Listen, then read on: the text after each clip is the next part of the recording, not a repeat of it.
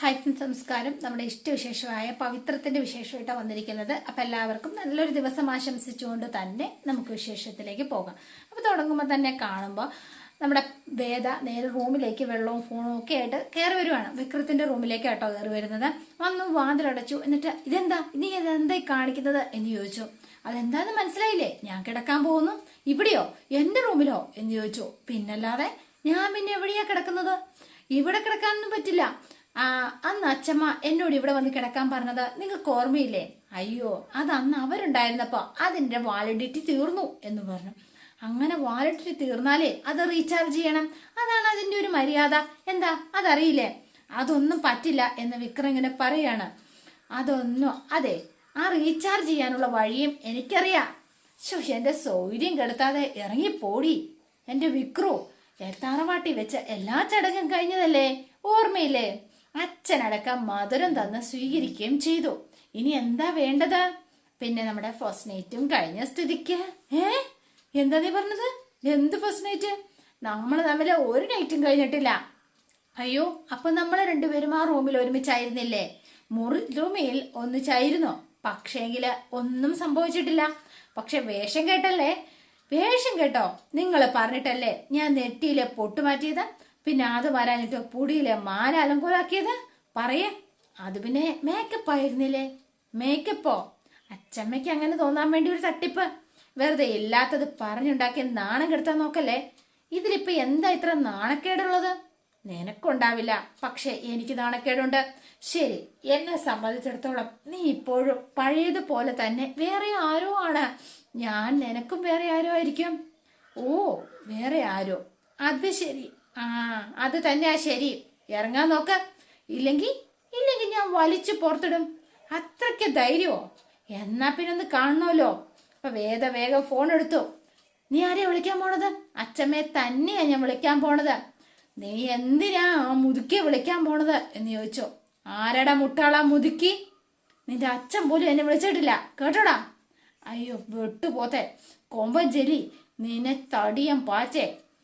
അത് പോരായിട്ട് ചീവിയുടെ മോറ, ആരുടെ ബുദ്ധി എന്നൊക്കെ വിളിക്കുകയാണ് അച്ഛമ്മ. അത് കേട്ടിട്ട് മോളെ വേദേ, ദേ എന്താ ഇപ്പൊ അവന്റെ പ്രശ്നം?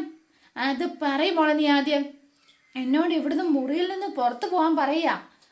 തുടങ്ങി അവന്റെ അസുഖം. അടുത്ത ബസ് കയറി ഞാനൊരു വരവ് കൂടി അങ്ങോട്ടേക്ക് വരേണ്ടി വരും. അല്ലേടാ മരമാക്രി? അയ്യോ അച്ഛമ്മേ, ഞാൻ വെറുതെ BP കൂട്ടല്ലേ. ഞാൻ വെറുതെ തമാശ പറഞ്ഞതാ. ശരിക്കും തമാശ പറഞ്ഞാണോ? പിന്നെ ശരിക്കും എന്നെ വിശ്വാസമില്ലേ? ഞാൻ നിങ്ങളുടെ പേരക്കുട്ടിയല്ലേ? നിങ്ങളോട് ഞാൻ നോണ പറയുവോ? അപ്പൊ നീ മുതുക്കിന്ന് വിളിച്ചതാ? അത് പിന്നെ സോറി, ഇനി ഞാൻ വിളിക്കില്ല. ഓ ശരി മോളെ, നീ ഒരു കാര്യം ചെയ്യണം. പകരം ഞാൻ വിളിച്ച പേരുകളൊക്കെ നീ ഇടയ്ക്കിടയ്ക്ക് അവനെ അങ്ങ് വിളിച്ചേക്ക് കേട്ടോ മോളെ. ശരി അച്ഛമ്മേ എന്ന് പറഞ്ഞു. പിന്നെ അവൻ എന്തെങ്കിലും അഹങ്കാരം കാണിച്ചാൽ എന്നെ വിളിച്ചാൽ മതി കേട്ടല്ലോ. ശരി ആയിക്കോട്ടെ എന്ന് പറഞ്ഞു ഫോൺ കട്ടാക്കി. അപ്പൊ എന്താ വേണ്ടത്? ഞാൻ കിടക്കണോ പോണോ? ഓ കിടന്നേക്ക്, പക്ഷെ ദൂരെ മാറി കിടക്കണം. എന്താടോ ഇത്? തീണ്ടായ്മയോ? അതെ, നിന്നോട് എനിക്ക് അങ്ങനെ തന്നെയാ. അത് മാറാനും പോണില്ല. അതെ, പിന്നെ ഞാൻ എന്താ തന്നോടുള്ള മനസ്സ് മാറിയിട്ടെന്ന് കരുതിയോ? തറവാട്ട് വീട്ടിൽ വെച്ച് നമ്മൾ തമ്മിലൊരു ജീവിതം തുടങ്ങിയെന്ന് വിചാരിക്കുന്ന ഒരു പാവം ഒരാളുണ്ട് ഈ വീട്ടില്. അവരെ വേദനിപ്പിക്കണ്ട എന്ന് കരുതി മാത്രം. അല്ലാതെ തന്നോടുള്ള ഇഷ്ടം സ്ഥാപിക്കാനുള്ള വന്നതൊന്നും അല്ല മരമാക്രി. കഴിഞ്ഞില്ല. അച്ഛമ്മ പറഞ്ഞ പേരുകള് ഇനിയുണ്ടല്ലോ. എന്തായിരുന്നു? നിങ്ങൾ മുതുക്കി എന്ന് വിളിച്ചതിന് പകരം അത് മുഴുവൻ വിളിക്കാനും പറഞ്ഞിട്ടുണ്ട്. എന്തൊക്കെയായിരുന്നു അത്? മറന്നുപോയല്ലോ. വെട്ടുപോത്ത്, കൊമ്പൻ ചെല്ലി, ചീവീട് മോറൻ, തടിയം പാറ്റ, പിന്നെ ആരുടെ ബുദ്ധി കൊള്ളാലേ, സൂപ്പറായിട്ടുണ്ട് എന്ന് പറഞ്ഞു. എന്നിട്ട് വേദ അവിടെ ചിരിച്ചോണ്ട് കിടക്കാം. അപ്പൊ ചീവീട് മോറൻ കിടന്നുറങ്ങാൻ നോക്ക്. ഉറങ്ങിക്കോ, ഞാൻ താഴെ കിടന്നോളാം, ഗുഡ് നൈറ്റ് എന്ന് പറഞ്ഞുകൊണ്ട് കിടക്കാൻ തുടങ്ങിയപ്പോഴത്തേനും അപ്പൊ ചവിട്ടാൻ കാലും കേട്ടോ. അപ്പൊ എന്താ എന്ന് വിളിച്ചു. അപ്പൊ വേഗം തിരിഞ്ഞ് അപ്പുറത്തേക്ക് തിരിഞ്ഞ് വീണ്ടും കിടന്നുറങ്ങി. പിറ്റേ ദിവസം രാവിലെ നമ്മുടെ വിക്രം ഭക്ഷണമൊക്കെ കഴിച്ചുകൊണ്ടിരിക്കുമ്പോൾ വേദ അങ്ങോട്ടേക്ക് വന്നു കേട്ടോ. അപ്പൊ കമല ഭക്ഷണം വിളമ്പി കൊടുത്തുകൊണ്ടിരിക്കുന്നു. അടുത്ത് വന്ന് അങ്ങനത്തെ ഇങ്ങനെ ഇരുന്നു. മോക്ക് ഭക്ഷണം വിളമ്പട്ടെ? എനിക്കിപ്പോ വേണ്ട എന്നും പറഞ്ഞു. വിക്രത്തിന്റെ ഫോൺ ബെല്ലടിക്കാണ്. വിക്രം ഫോൺ എടുത്തു. നമ്മുടെ രാജേട്ടനാണ് കേട്ടോ വിളിച്ചിരിക്കുന്നത്. അപ്പൊ രാജേട്ടാ, ഞാനേ ആ ശരി ശരി, പക്ഷേങ്കിൽ ഞാൻ ശ്രീനി സാറിന്റെ വീട്ടിൽ പോയിട്ടേ വർക്ക്ഷോപ്പിലേക്ക് വരുള്ളൂ. സാറിന് എങ്ങോട്ടെങ്കിലും പോകണമെങ്കിൽ കൂടെ പോയേണ്ടി വരും. ശരി എന്നായിക്കോട്ടെ എന്നൊക്കെ പറഞ്ഞ് ഫോൺ വെച്ചു. അപ്പൊ വേദ ഈ ആളെ എങ്ങനെയെങ്കിലും ആ ശ്രീനിയിൽ നിന്ന് ആദ്യം അകറ്റണം. ഇങ്ങനെ എപ്പോഴും അയാളുടെ പുറകെ പോകുന്നതൊന്ന് തടയാൻ എന്താ ഒരു വഴി? ഇന്നത്തെ ഈ പോക്കൊന്ന് തടയാൻ എന്താ ഒരു മാർഗം? അപ്പൊ ആലോചിച്ചിങ്ങനെ ഇരുന്നിട്ട് അമ്മേ എന്ന് വിളിച്ചു. എന്താ മോളെ? അല്ല, നമ്മൾ തറവാട്ടിൽ നിന്ന് വന്നപ്പോഴേ അച്ചമ്മ ഒരു കാര്യം പറഞ്ഞിരുന്നു. എന്താ എന്ന് ചോദിച്ചു. അല്ല, തറവാട്ടമ്പലത്തിൽ പോയി മാലയിടലും അർച്ചനയൊക്കെ കഴിഞ്ഞല്ലേ, തിരിച്ചു വന്നാലുടനെ എന്റെ താലികെട്ട് നടന്ന ആ അമ്പലത്തിൽ ചെന്ന് ചില വഴിപാട് ചെയ്യണമെന്ന്. അതിനെന്താ, നല്ല കാര്യമല്ലേ, നമുക്ക് പോവാം. അല്ലമ്മേ, അതിന് നമ്മൾ മാത്രം പോയിട്ട് കാര്യമില്ല, ഭാര്യയും ഭർത്താവും കൂടെ ഒരുമിച്ചാണ് പോവേണ്ടത്. അപ്പൊ വിക്രം പെട്ടു. വിക്രം ഇങ്ങനെ നോക്കാണ്. അടുത്ത പണി വരുന്നുണ്ട്. ഞാനും വിക്രവും കൂടി ഒരുമിച്ച് പോണം. ദേ അച്ചമ്മ എന്തെങ്കിലും പേര് പറയും, നീ അതൊന്നും വിളിക്കാൻ നിൽക്കണ്ട കേട്ടോ. വിക്രം, അതാ എന്റെ പേര്. എന്താ വേദമോള് വിക്രം എന്ന് വിളിച്ചോട്ടടാ, ആ നല്ല പേരല്ലേ. എനിക്കിഷ്ടല്ല.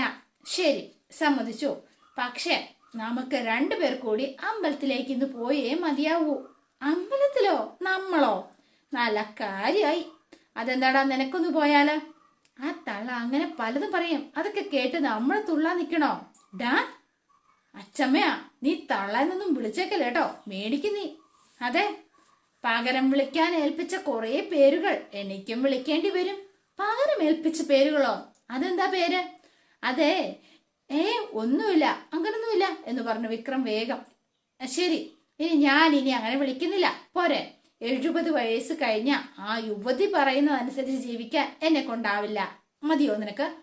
നിങ്ങളോട് ജീവിതം മാറ്റാനൊന്നും പറഞ്ഞില്ലല്ലോ. ഇന്ന് അമ്പലത്തിൽ എന്റെ കൂടെ ഒന്ന് വരണം എന്നല്ലേ പറഞ്ഞുള്ളൂ. അതെ, അതിലിപ്പോ എന്താ ഇത്ര കുഴപ്പം? എനിക്ക് വേറെ ജോലിയുണ്ട്. ഇവളെ കൊണ്ട് നാട് ചുറ്റാൻ എനിക്കൊണ്ട് പറ്റില്ല. അത് തന്നെ. പക്ഷെ അച്ചമ്മയെ ഏൽപ്പിച്ച കുറെ വഴിപാടുണ്ട്. അത് നീ ഒറ്റയ്ക്ക് അങ്ങ് പോയി ചെയ്താൽ മതി. ഞാൻ ഒറ്റയ്ക്ക് പോയി ചെയ്താൽ മതിയെങ്കിൽ നിങ്ങളോട് ചോദിക്കേണ്ട കാര്യമുണ്ടോ? ഞാൻ അങ്ങ് പോയാ പോരായിരുന്നോ എന്ന് ചോദിച്ചു. നിങ്ങൾക്ക് വലിയ ഉത്തരവാദിത്വം ഉണ്ടോ? ഇത് രണ്ടുപേരും ഒന്നിച്ച് ചെയ്യേണ്ടതാ എന്ന് പറഞ്ഞു. അപ്പൊ കമല ഇങ്ങനെ നോക്കുക. ഞാൻ സിനിമയ്ക്ക് പോണം, ഷോപ്പിങ്ങിന് പോണം എന്നൊന്നും അല്ലല്ലോ പറഞ്ഞത്. വെറും സിമ്പിൾ ആയിട്ട് അത് വിക്രത്തിന്റെയും കൂടി നന്മയ്ക്ക് വേണ്ടിയിട്ടാ. അയ്യടാ സിനിമ, നിന്റെ കൂടി അമ്പലത്തിൽ വന്നിട്ട് കിട്ടുന്ന നന്മ അതെനിക്ക് വേണ്ട. ഒന്ന് വാ അടക്കടാ എന്ന് പറഞ്ഞ കമല. ദൈവത്തോർത്ത് വേദ പറയുന്ന എന്താണെങ്കിലും നിനക്ക് മോശം വരുന്ന കാര്യമല്ലല്ലോ.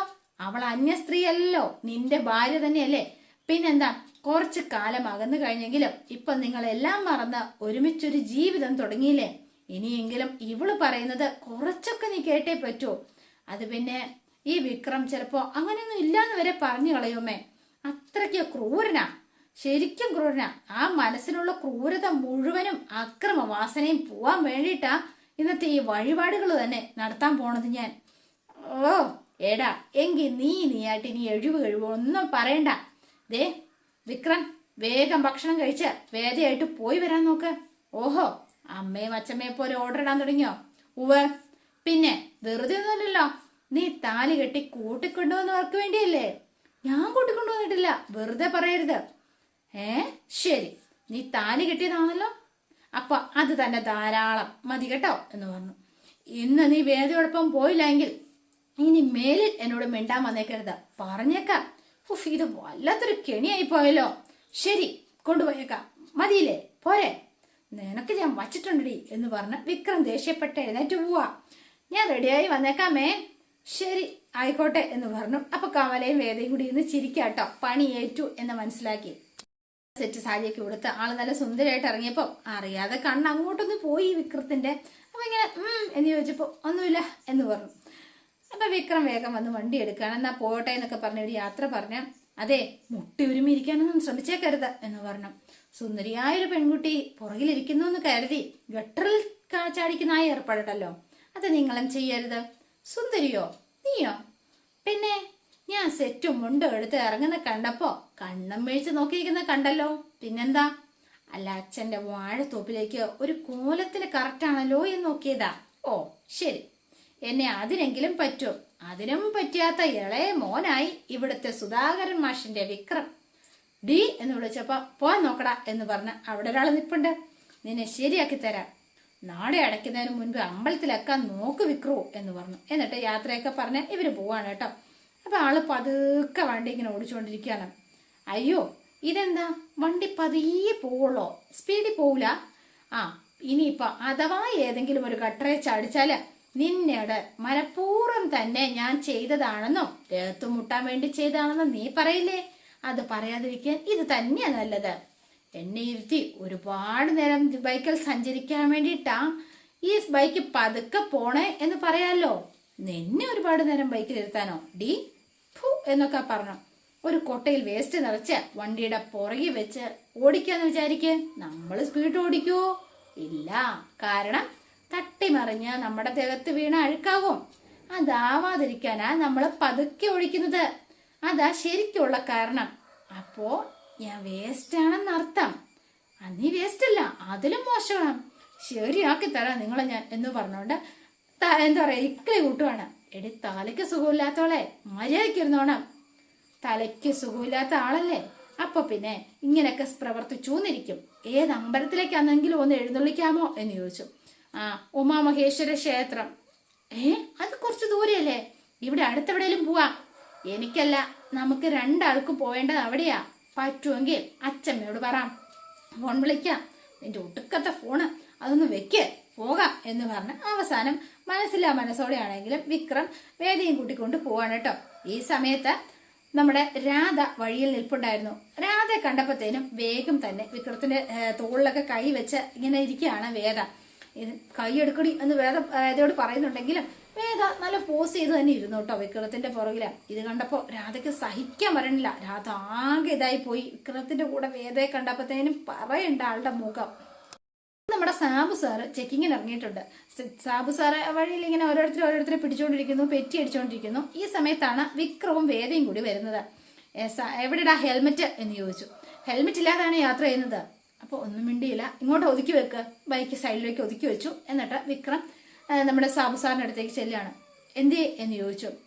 ആഹാ ഹെൽമെറ്റ് ഇല്ലാത്ത കേസാണോ, എന്നാ പിന്നെ കാര്യം കൊള്ളാലോടോ എന്ന് പറഞ്ഞു. സാബു സാറിന്റെ ദേഷ്യം തീർക്കാൻ പറ്റിയൊരു അവസരമാണ് സാബു സാറിന് കിട്ടിയിരിക്കുന്നത്. അപ്പൊ സാറിന്റെ അടുത്തേക്ക് ഇരുന്ന് ഞങ്ങൾ അമ്പലത്തിലേക്ക് പോവാ, നീ അമ്പലത്തിലേക്കോ എവിടേക്ക് വേണേ പോയിക്കോ, പറഞ്ഞു ഡോക്യുമെന്റ്സ് കാണിച്ചാൽ മാത്രം മതി, അത്രേ ഉള്ളൂ എന്ന് പറഞ്ഞു. അപ്പൊ വിക്രം ഫോണില് അതേ പേപ്പർ എടുത്ത് നേരെ സാബു സാറിനെ കാണിച്ചു. ഈ സമയം വേദ ചെറിയൊരു നമ്പർ ഇറക്കി കേട്ടോ. വേദ ഫോണില് എല്ലാം സെറ്റാക്കി വെച്ചിട്ടുണ്ട്. സാബു സാറ് നല്ല പരിപാടി തന്നെ ചെയ്യുമെന്ന് വേദയ്ക്ക് അറിയാമായിരുന്നു. ഇൻഷുറൻസിന്റെ കാലാവധി തീർന്നാണല്ലോ, ഫൈൻ അടിച്ചോളാം. ഇൻഷുറൻസ് ഇല്ലാതെ ഫൈൻ അടയ്ക്കാതെയൊക്കെ നിരത്തിലിറങ്ങാൻ പാടില്ലെന്ന് നിനക്കറിയില്ലേ? ഫൈൻ അടച്ചോളാം സർ. അപ്പോഴും പറ്റില്ല. സാബു സാറ് പതുക്കെ പോക്കറ്റിൽ നിന്ന് ലൈറ്റർ എടുത്തു. ഒരു ഡോക്യുമെന്റ്സും ഇല്ലാതെ വണ്ടി ഓടിക്കാൻ നിനക്ക് പ്രത്യേക അധികാരമുണ്ടോ? ബാക്കിയെല്ലാം നിങ്ങളുടെ കയ്യിലുണ്ടല്ലോ സർ. എവിടെ? എന്റെ കയ്യിൽ ഒന്നുമില്ല എന്ന് പറഞ്ഞ് സാബു സാറ് പതുക്കെ ആ പേപ്പർ എടുത്ത് അങ്ങ് കത്തിച്ചു കളഞ്ഞു. തോന്നിവാസം കാണിക്കരുത് എന്ന് പറഞ്ഞു വിക്രം. എന്നിട്ട് ഇപ്പൊ വേഗം തന്നെ അതെ തോന്നിവാസം കാണിക്കുന്നത് നീയല്ലേടാ, അതെ പറ. എന്നിട്ട് കോടതിയിൽ കേസ് വന്നാൽ നിനക്കെതിരെ പെട്ടിക്കേസ് അല്ലാതെ ഒന്നുമില്ലാന്ന് വാദിക്കാൻ ഭാര്യയുടെ പൂർവ്വകാമുകനായ വക്കീലും. മര്യാദയ്ക്ക് സംസാരിക്കണം എന്ന് പറഞ്ഞു വേദ. അയ്യോ കുട്ടിയോട് ഞാൻ മര്യാദകേടൊന്നും കാണിക്കില്ല. ഒന്നുമില്ലെങ്കിലും ജഡ്ജി സാറിന് മോളല്ലേ, അപ്പൊ പിന്നെ കാണിക്കാൻ പറ്റുമോ? പക്ഷേ ഇവൻ അങ്ങനെ അല്ലല്ലോ. അപ്പം വണ്ടി കൊണ്ട് നടക്കുന്നത് പോലെയാ നീ ഇവളെയും കൊണ്ട് നടക്കുന്നത് അല്ലേടാ. വേണ്ടത്ര ഡോക്യുമെന്റ്സ് ഒന്നും ഇല്ലാതെ ആയിരിക്കും ഇവളെയും കൊണ്ട് നടക്കുന്നത്. എന്താ ശരിയല്ലേ? എന്താടാ നീ ചെറയുന്നത് എന്ന് ചോദിച്ചു. ഞാൻ പറഞ്ഞത് സത്യമല്ലേ? അപ്പോഴും വിക്രത്തിന് ദേഷ്യം വന്നിട്ട് ഇങ്ങനെ പിടിച്ചു നിൽക്കുക. അന്ന് നിങ്ങളെ ഹോട്ടലിൽ നിന്ന് റെഡി ചെയ്ത് പിടിച്ചാ നീ ഇവളെ ആരാന്ന് പറയൂടാ? പറ, കീപ്പോ അതോ സെറ്റപ്പോ? ഡോ എന്ന് പറഞ്ഞ ഇവന്റെ കോങ്ങയ്ക്ക് കയറി പിടിച്ചു. വിക്രം വേണ്ട എന്ന് വേദ പറഞ്ഞു കേട്ടോ. അപ്പോഴേക്കും പോലീസുകാർ വന്നു. വേദ നീ വീട്ടിൽ പോ, ഇത് എനിക്ക് മനഃപൂർവ്വം തരുന്ന പണിയാ, നീ വേഗം ചെല്ലാൻ നോക്ക് എന്ന് പറഞ്ഞു. അപ്പൊ വേദ ഈ ഫോണിൽ ഇതൊക്കെ പിടിച്ചു വെച്ചിട്ടുണ്ട് കേട്ടോ. അപ്പൊ പോലീസുകാരും വേഗം ഫോട്ടോ ഒക്കെ എടുക്കുക. എല്ലാം സാറേ പതിഞ്ഞിട്ടുണ്ട് എന്ന് പറഞ്ഞു. ആഹാ, അപ്പൊ പതിഞ്ഞു എന്ന് ഉറപ്പായ ശേഷം നമ്മുടെ സാബു സാറിന് പണിക്ക് വേണ്ടിയിട്ടാണ് സാബു സാർ ഈ പണി ചെയ്തു വെച്ചിരിക്കുന്നത്. അപ്പൊ വിക്രത്തിന്റെ ഒരു പണി നല്ല ഉഗ്രം കൊടുക്കണം, കിട്ടിയതിന് തിരിച്ചു കൊടുക്കണമല്ലോ, അതാണല്ലോ എൻ്റെ ഒരു മര്യാദ. യൂണിഫോമിൽ നിൽക്കുന്ന പോലീസുകാരന്റെ മേലെ കൈവെക്കുന്നോടാ നായ നീയ. ഇവനെ പിടിച്ച് വണ്ടി കെട്ടിടോ എന്ന് പറഞ്ഞു. വിക്രം എന്ന് പറഞ്ഞു. ദേ മോളെ, നീ വീട്ടിൽ പോവാൻ നോക്ക. നിന്നെ കെട്ടാണ്ടിരുന്ന വക്കീലല്ലേ, അയാളെയും കൂട്ടി വേഗം സ്റ്റേഷനിലേക്ക് വാ. അപ്പോഴേക്കും ഞങ്ങൾ തമ്മിലുള്ള ഒരു കണക്കുണ്ട്, അതങ്ങ് തീർത്തിട്ട് വരാം എന്ന് പറഞ്ഞു. വിക്രത്തിനെ പിടിച്ചുകൊണ്ട് സാബു സാറ് നേരെ സ്റ്റേഷനിലേക്ക് പോവാട്ടോ. എന്നിട്ട് പാവം അവനെ പിടിച്ച് കെട്ടിയിട്ടിരിക്കുക കാലില്. മോനെ വിക്രം, നീയും നിന്റെ പൂച്ചാളി പാർട്ടിയുടെ നേതാവ് ശ്രീനിവാസനും വിചാരിച്ച ഈ സാബുവിനെ അങ്ങനെ മൂക്കി കെട്ടി വലിക്കാമെന്ന് നീ വിചാരിച്ചോടാ മോനെ? എങ്കിൽ മയക്കുമരുന്ന് ലഹരിയിൽ ഡ്യൂട്ടിയിലെ പോലീസ് ഉദ്യോഗസ്ഥനെ നീ കൊല്ലാനാ ശ്രമിച്ചതാ, മനസ്സിലായോ? അതിനുള്ള ശിക്ഷ ഇത്തവണ നിനക്ക് ഞാൻ എന്താണേലും വാങ്ങിത്തരും, കേട്ടോടാ. അതിനു മുമ്പ് എനിക്ക് തീർക്കാനുള്ളതൊക്കെ ഞാനങ്ങ് തീർത്തേക്കട്ടെ എന്ന് ചോദിച്ച് ഇവന്റെ കാലൊക്കെ കെട്ടിവെച്ചിട്ട് സാബു ഊട്ടുപാടിട്ട് തല്ലാണ് കേട്ടോ വിക്രത്തിനെ. ഇതൊക്കെ കഴിഞ്ഞ് ആള് ഇങ്ങനെ പോലീസുകാരൻ ഇറങ്ങി ചെല്ലുമ്പോഴത്തേനും കയ്യില് കുറച്ച് ലഹരി മരുന്നൊക്കെ ഉണ്ട് ആളുടെ കയ്യില്.